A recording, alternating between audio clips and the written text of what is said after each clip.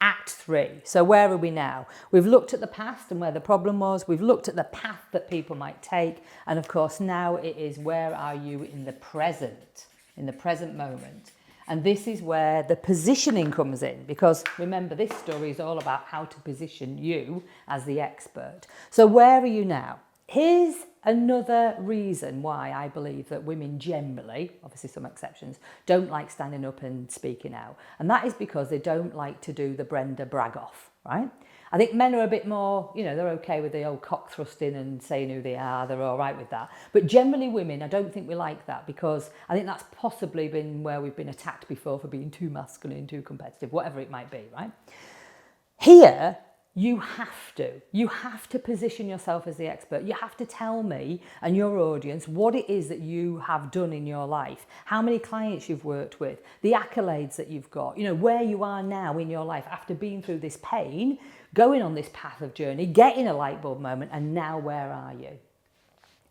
It is a difficult thing to do if you're not used to doing it. However, because they've been with you on this journey of pain, ups and downs, chutes and ladders, snakes and ladders, whatever you want to call it, this light bulb moment, you've almost gained the respect to now go, and so I'm here. So it's almost like they want to cheer, because they're like, yeah, oh my God, that's brilliant, that's amazing, right? So here you're looking at accolades. What are you doing now? Who are you working with? Of course, you've developed or created your framework, which is your business idea moving forward. What have your clients gone on to do? What testimonials have you got? Here, we really kind of want like a bit of a CV. But there's just one caveat here. When you first got your light bulb moment, and that meant that you started to move into your present situation, where you are now as an expert, there were some things that stopped you still. And this would have been a delay. It might have been a denial, or it might have been a distraction.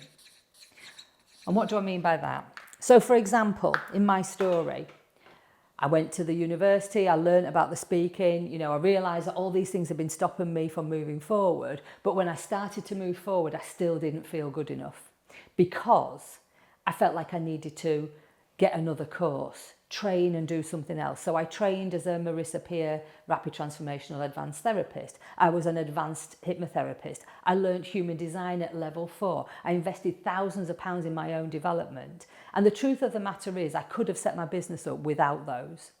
But I did this. Now, you're doing this for 2 reasons. One, you're showing that you invested in yourself and that you did go through this process. But at the same time, you're saying you don't have to be the fixed item. You don't have to be the finished item, if you like. There is still room for growth, but you don't have to doubt yourself anymore. All you need is to be getting out there and being seen. That's my message, yeah? So here, there would have been some delay, some denial, some distraction, because that's the way life goes. Oh, I suddenly decided I was going to be an amazing public speaker, and now I am standing on the stages across the world. No, what happened in reality was, I decided that I was going to focus on public speaking, but I still didn't feel enough, because I was comparing myself to everybody else.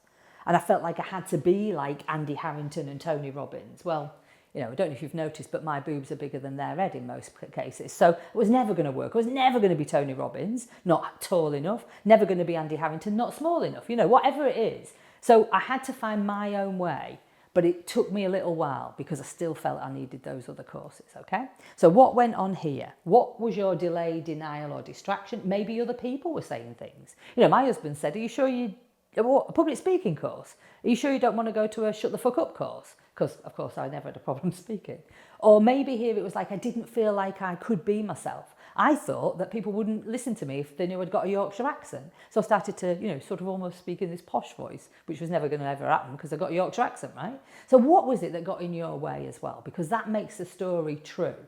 How many movies have you watched? And at the beginning, you're like, will they, won't they? Oh, they are. Oh my gosh, they don't. Oh, then something happens. They run off with somebody else or something. There's always drama. And you've got to have this kind of up and down going on in your story, even to the end. And then at the end, you can say, so where am I now? Well, now I am doing this, and I have got this award, and I am achieving greatness. And then people will be like that, yay, like I said, and they want to cheer. So right now, stop the video, go to your workbook and write down your ideas, write down all the achievements that you've done that will position you in Act 3, but don't forget the things that you may have been delayed by, distracted, or of course where you might have been in denial from yourself. It's like a kind of denial or a doubt that you had in yourself, because that makes the story believable. So go ahead, stop the video and do the workbook now, and I'll see you soon to talk about what if you've got a problem and you don't know which act or which story to put in which act. Come back soon and find out about that on the next video.